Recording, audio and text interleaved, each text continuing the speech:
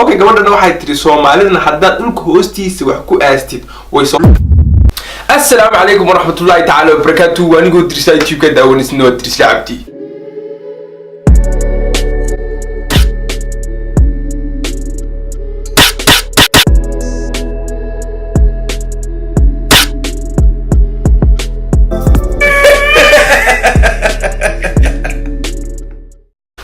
YouTube channel ku ashta magacay waxa dhacbisa waxaan ku magac dheeray Idris waxaan YouTuber skar okay maalmaha horta waxyaabo badan baan ku mashquulan garanaysa anuu fiirsay social media wallahi mashquulkii oo batay sababta waxa jiray dad iskurguursaday dadka waa lagu mashquulay Facebook-yadii wada yaalaan gabadh buuran baa wiil oo guursanaysa Facebook yaala wiil buuran baa gabadh guursanaya Facebook yaala nin lacag loo odaya gabadh yar guursanaya Facebook yaala macnaha mashquulkii baa batay mashquulka bas ka batay laakiin waxa qosala comment dadka soo qorayaan macnaha dadku waxay ka aaminsan yihiin baa qosala ilaa muhiimadu waxa weeyaan dadku waxay ka aaminsan yihiin garasa muhiimad ma qofka soo dhigaya marka meelaha laba shakor oo malay mooyaan shal waxa ahayd mooyaan ayaa sawirkan arkay marka sawirkan qofka garanay deesijeedka qofka la garanay garanaysa waa Khadar Keyow oo gabadh haysato adoo waa Khadar Keyow oo ay gabadh haysato ma garanaysa wuu guursaday wax baa lahaa mooyaan anu ma garanay ma garanaysa laakiin wuu guursaday iyo saaxiibadii weeyaan adoo wax baa isku dhaxal qalday ma garanaysa kadib noo haysta dadku waa iska been badiyeen waxay doonaan iska soo qoraa social media haddana maanta arkay sawirkan waxa weeyaan gacmaha sadartiima gacmaha Haliimo Gobaad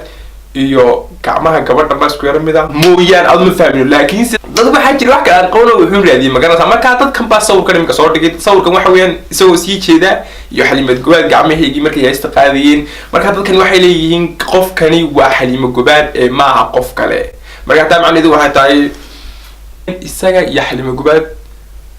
ba ka dhaxay ma garanaysa laakiin saan su'aal bas weydiyo waxaan moodayay Haliimo Gobaad in la qabaano inkastoo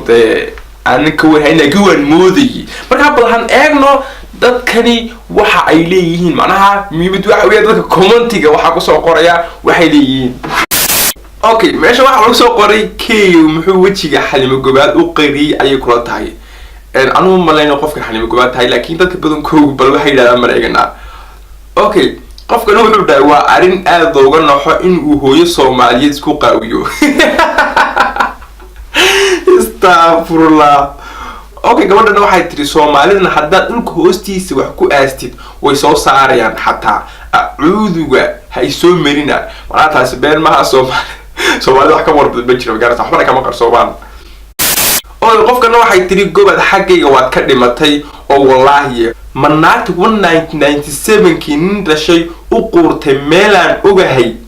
nacas bankeeda ku dhacday markan waxa ka wado laakiin Khadar Keyow baa 1997 kii dhashay okay suuga Soomaali weynay ha iswaalina u yara tartiibiya ma ahan Haliimo Gobaad qoftan waa gabar kale raxma ayaa la yiraahdaa okay tan macnaheedu waxay tahay Khadar Keyow uu guursay marka hore aanu maan hubin laakiin imika meesha ku soo qoray tan macnaheedu waxay tahay Khadar Keyow gabar buu guursay magaalada marka qofkan waxay tiri Haliimo Gobaad ma aha ee degdeg iska daayay waa gabar la dhaho raxma okay gabadhna waxay tiri alla dadku xasar badana ilaa kamuunu marsan karin qof walba taasina been ma aha gabadh walba say doonto marstaan garanaysa marka laga yaabaa labada gabdhood isku cilaan yihiin oo qof kale hay Haliimo Gobaad laakiin se Soomaalidu iska mashquul badan marka ay dad wax xunaay okay qofka wuxuu dhahay Soomaalidu dib badana inta soo dhan qofta wajigeeda muxuu u qariyay miya loo maraa walaal iska fiinaan la idina wajigeeda aragno ani kaliya ma dad koob iska jeclaan la garanaysa laakiin saga jeclaan inuu private ka isto wax walba private ku fiican ma garanaysa laakiin sidee waa soo dhigtay sawirkii marka waxba private ma aha okay qofkan wuxuu dhahay war ayada ma ahan si fiican u fiiri laba faraanti ay wadataa Gobaad laakiin midda kale hal leh wadataa Haliimo Gobaad la xiran tahay gabadha kale laakiin hal bay xiran tahay ayuu ka wada qofkani anu aan ogaartay Haliimo Gobaad ahayn anu ma aad isaan waan ogahay laakiin anu waxa rabay kaliya waxay dadku ka aaminsan yihiin aan ogaado laakiin anu waan ogahay qofkani inuu Haliimo Gobaad ahayn qofkani Haliimo Gobaad ma aha anu waan ogahay taas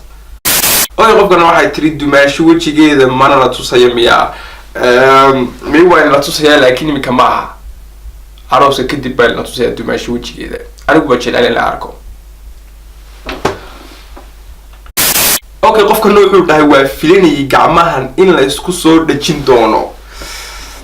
okay horta marka si loo eego ma garanaysaa mashquulkeena iska batay waxaasina Soomaalidu dhan ma waxaas u mashquulay Soomaalidu dhan ma garanaysaa waxa jira dad pages le marka dadkaas baa waxaan iska yara jecel sameeyaan anu ma garanay waxa ka faa'iidaan ma yiraahdaa qofkaas uu dhintay ma yiraahdaa qof gabadha way buuran tahay gabadhan ka ilaahay u saalo deebacdaa waxyaabo kale ka sheekayna dadka ma garanaysaa iyaga ugu baxdaan u malaya laakiin anu waan idin si sheegay qofkan Haliimo Gobaad ma waa gabadh kale laakiin anu waxaan hubin kaliyaata inuu gabadhan guursaday iyo inuu guursan anu waxa ma garanay laakiin waxaan hubaa kaliyaata inayna gabadha Haliimo Gobaad ahayn oo gabadh ka tahay intaasna kaftan bis ka ahay dadka iska hadlayeen wax laga soo qaado waxan waa social media ma garanaysaa marka aad iyo aad buu maasin daawashada video daawatay fadlan YouTube channel ka ku subscribe sar video like comment ku soo beesha garay aad iyo aad buu maasatay waa inoo video ga dambe team Drizzle